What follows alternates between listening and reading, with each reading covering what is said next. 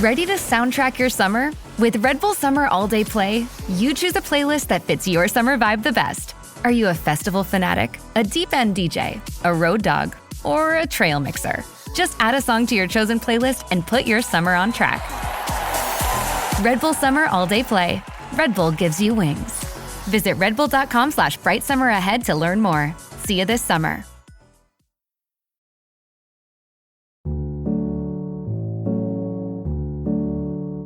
कितना फैसिनेटिंग लगता है कि कहने को तो एक वर्ड है लेकिन इसके इंटरप्रिटेशंस हैं वो बड़े लेयर्ड हैं।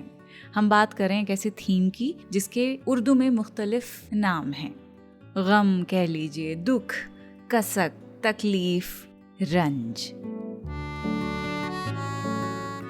द क्विंट पर शुरू हो गया है उर्दू नामा। मेरा नाम है फबीहा सैयद। आज रंज की बात होगी, यानी कि सौरो ग्रीफ। साहिर लुधियानवी से शुरुआत करेंगे। लिखते हैं, तुम अपना रंजो गम अपनी परेशानी मुझे दे दो, तुम अपना रंजो गम अपनी परेशानी मुझे दे दो, तुम्हें गम की कसम इस दिल की वीरानी मुझे दे दो। सुनकर ऐसा लग रहा है बड़े रोमांटिक है ये कि एक बॉयफ्रेंड अपनी गर्लफ्रेंड से कह रहा है कि अपनी तकलीफ़ें मुझे दे दो ताकि मैं नंबर अपने बढ़ा सकूं तुम्हारी नज़रों में। हो सकता है, प्रॉबली एक एंगल वो हो सकता है, लेकिन डीपर माना इसका ये है कि इसमें ज़िंदगी की कॉम्प्लेक्सिटीज़ के बारे में बात हो रही है, छोटे छोटे हार्ट ब्रेक्स की बात हो रही है, डिसअपॉइंटमेंट्स की बात हो रही है, वो अनसीन स्ट्रगल्स जो हम हर दिन साइलेंटली फेस करते हैं। शायर उन्हें एड्रेस कर रहा है कि ये तुम्हारे रंजो गम हैं, डेली लाइफ के जो ग्रीफ्स हैं, ये मुझको दे दो। ज़रूरी नहीं है कि वो कोई मोहतरमाई होंगी, वो अपने किसी दोस्त से कह सकता है, अपने किसी रिश्तेदार, भाई बहन, किसी दूसरे इंसान से कह सकता है जो कि ज़रूरी नहीं रोमांटिकली अलाइंड हो उसके साथ। फिर आगे लिखते हैं, तुम्हें गम की कसम इस दिल की वीरानी मुझे दे दो। दिल की वीरानी, ये वो खाली जगह है जो हम सबके दिल में होती तो है लेकिन उसका एहसास हर वक्त नहीं रहता है।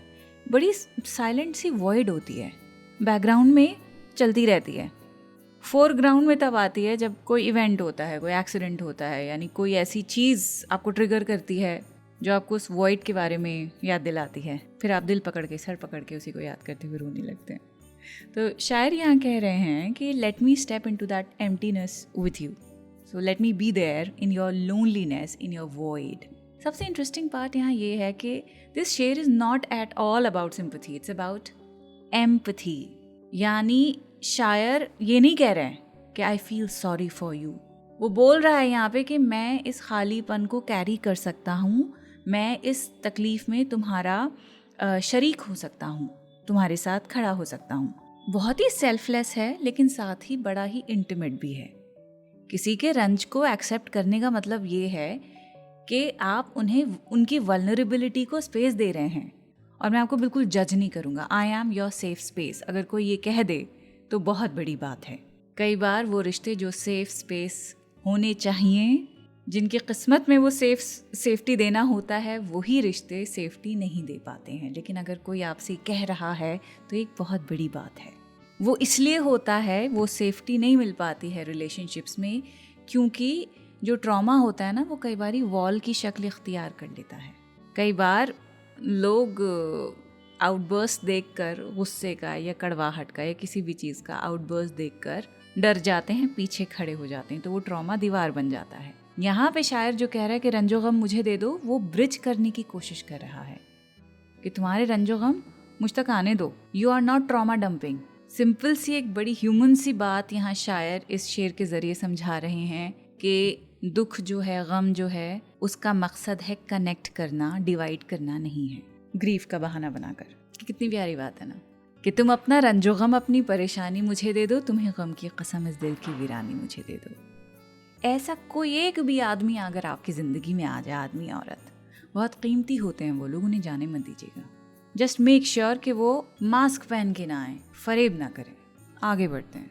दाग दहलवी का शेर है कि दिल दे तो इस मिजाज का परवरदिगार दे, दिल दे तो इस मिजाज का परवरदिगार दे, जो रंज की घड़ी भी खुशी से गुजार दे। उफ़ो, फिर से पढ़ती हूँ।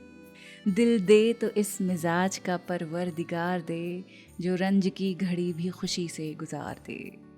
दाग दहलवी यहाँ दुआ कर रहे हैं कि दिल ऐसा दो परवरदिगार हमको, जो रंज के पल भी खुशी से गुजार सके।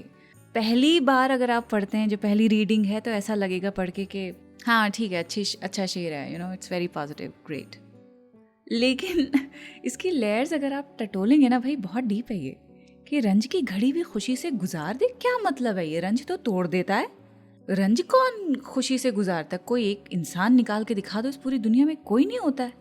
लेकिन जो वाकई में रंज होता है in its essence is heavy. Grief is heavy.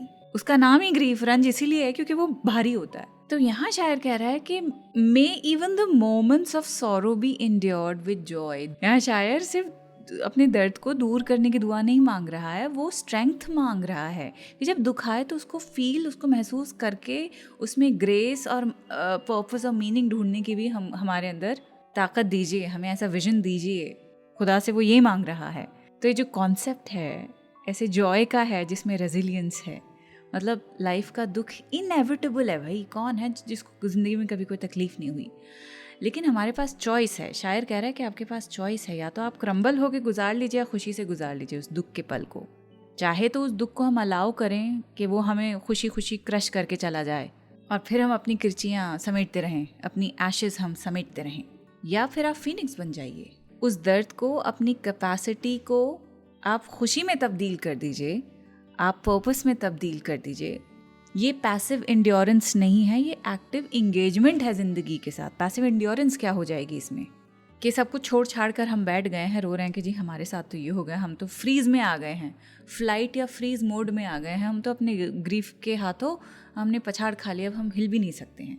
कि ये शेर हमको सिखा रहा है कि रंज का मतलब सिर्फ गम नहीं होता है, तकिए पे मुंह रख के औंधे पड़े होकर तकिए को गीले करना नहीं होता है आंसुओं के साथ। उस ग्रीफ को बहुत ही creatively, consciously, purposefully, mindfully bear करना पड़ेगा, उसी की ताकत चाहिए।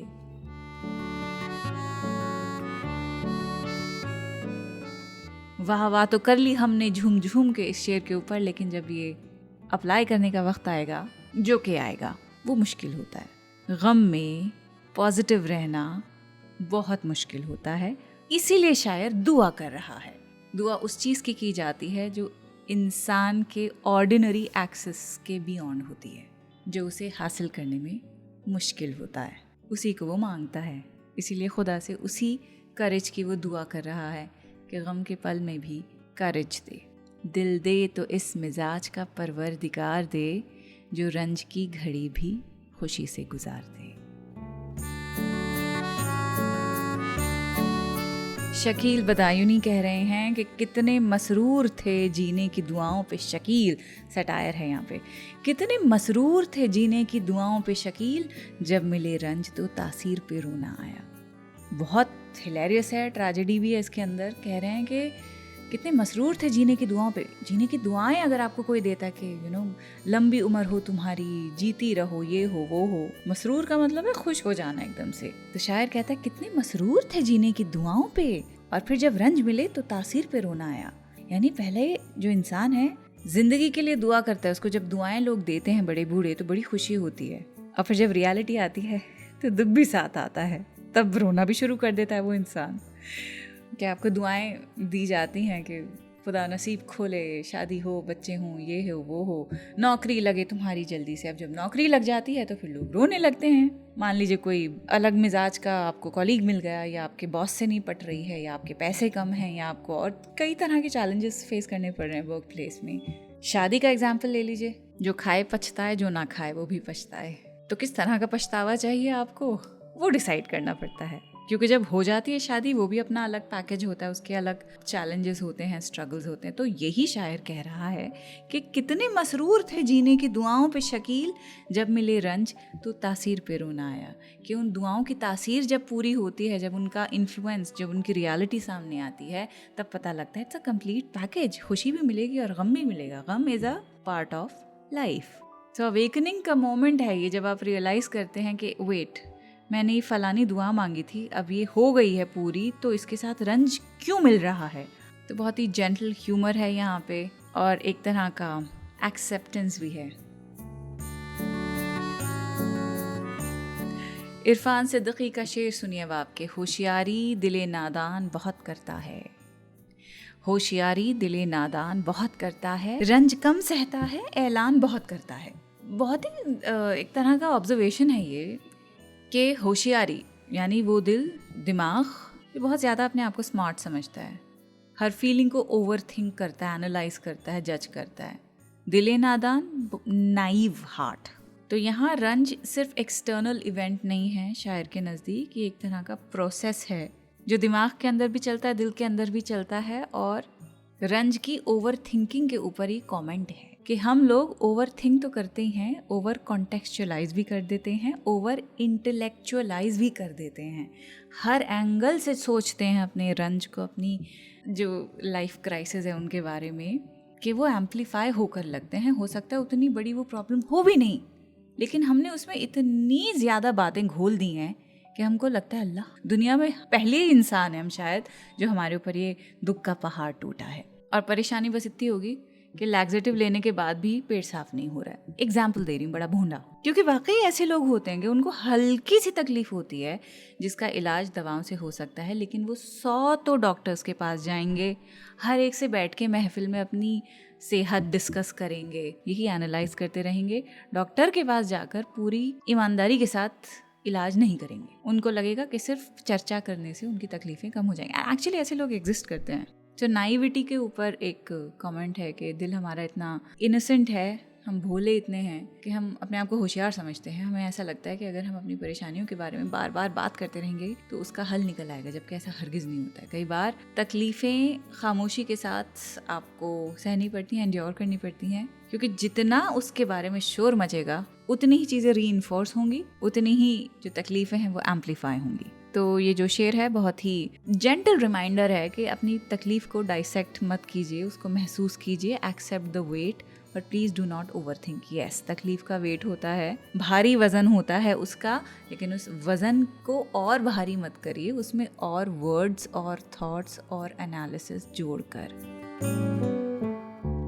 तो रंज बहुत ही मल्टी डायमेंशनल एक थीम है, सिर्फ दर्द का नाम रंज नहीं है। यहाँ पे जो रंज है वो इंटिमेसी भी है, रेजिलियंस भी है, आयरनी भी है, सेल्फ रिफ्लेक्शन भी है। और उर्दू पोइट्री हमको और भी ऐसे बहुत सारे वर्ड्स देता है जिसमें बहुत सारी खूबसूरत लेयर्स होती हैं, जिनको आप एक एक करके जब समझने लगते हैं तो ऐसा लगता है ओ माय गॉड, मैं अब तक कहाँ था, ये शेर अब तक कहाँ छुपा हुआ था मुझसे। सो रंज बहुत ही अनअवॉइडेबल नहीं है, लेकिन इसका मतलब ये हरगिज़ नहीं है कि ज़िंदगी जी नहीं जा सकती। एंड दैट्स अ फैक्ट कि ज़िंदगी एक बहुत बड़ी ट्रेजेडी है, ग्रेट ट्रेजेडी है। अब ट्रेजेडी में ट्रैजिक होके तो नहीं जी सकते ना हर वक्त, तो जो है वो है, जो नहीं है वो नहीं है।